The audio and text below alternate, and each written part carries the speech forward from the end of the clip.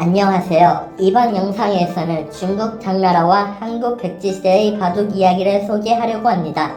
잘 아시다시피 한국과 중국은 현재 바둑의 발전이 가장 성실하고 강한 나라입니다.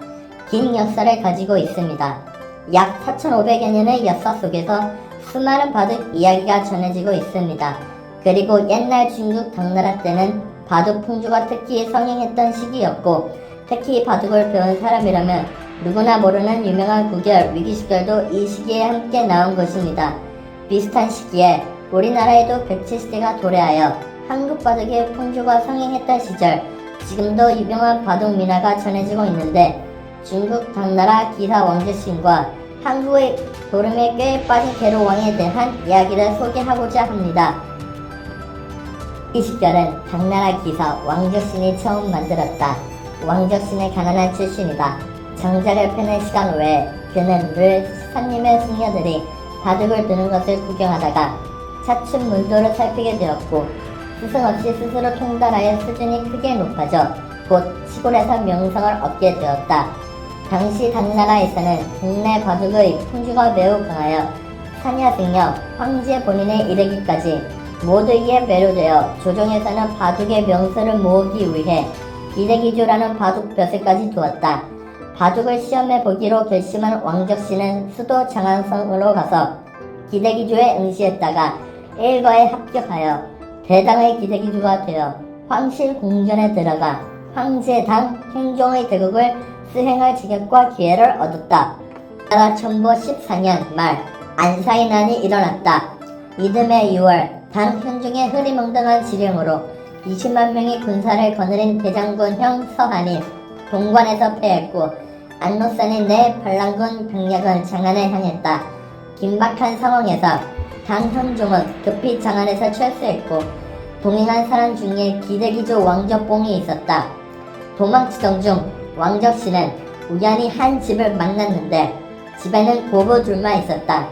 밤사이 동서양옥에 있던 고부는 몸을 일으키지 않고 어둠 속에서 놀라운 기억력으로 장기를 뒀다. 시어머니는 기도 온난구추일랑, 그러자 며느리는 동원안시비치의 아들을 하나 두었다. 그러다가 36남이 되자 시어머니의 입에서 내가 졌다, 내가 9 아들을 이겼다고 외치니 어둠 속에서 며느리의 대꾸가 들려왔다. 왕적신은 자신이 몰래 들은 고부 둘의 36소 빈 장기를 종이판 위에 놓고 복판하는 데 전력을 다했지만 36수 때 시어머니가 며느리 9을 이기는 방법을 복원하지 못했다. 이런 신기한 격공대국에 왕적신은 이를 덩아의 개축세라고 명명해 누구도 풀 수 없는 기복 스토리가 됐다. 당나라가 제일이 된 후 왕적신은 바둑 이론을 총결산하기 시작했다. 그는 자신의 실전 경험을 바탕으로 중국 고대 최초의 구결이자 바둑 구결의 기원인 위기시결을 도출했다.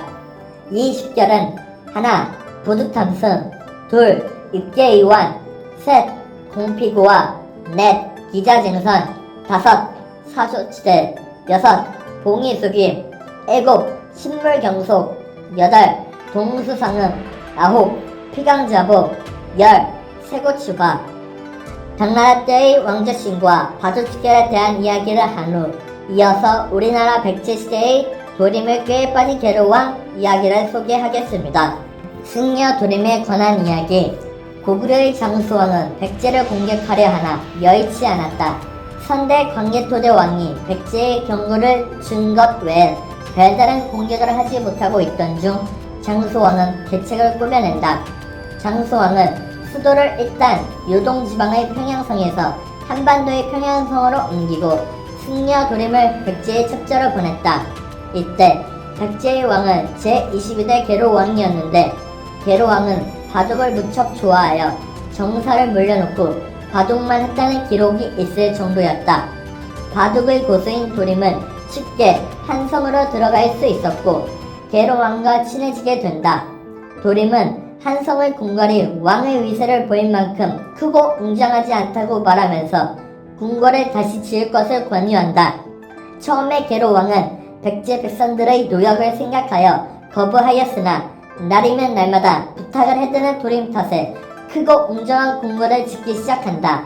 궁궐이 완성되자 한성의 백성들의 원성은 하늘을 찌르게 되었고 여러 장소들이 계로왕이 두림의 손 안에 든 것을 보고는 고구려로 항복하고 만다.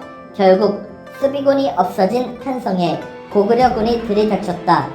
군사가 없어 단숨에 한성은 함락당했고 장수왕은 친히 한성으로 와서 지휘하였으나 계로왕은 어느새 아차한성까지 도망갔다.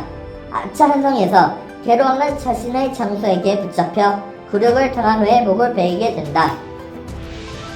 이상의 이야기를 나누고 나서 여러분은 한국과 중국의 바둑에 대해 조금이나마 알고 있지 않은가 하는 생각이 듭니다. 이번 후의 영상을 좋아하신다면 구독, 공유, 좋아요. 여러분의 응원이 저희들의 지속적인 노력의 원동력입니다. 시청해주셔서 감사합니다.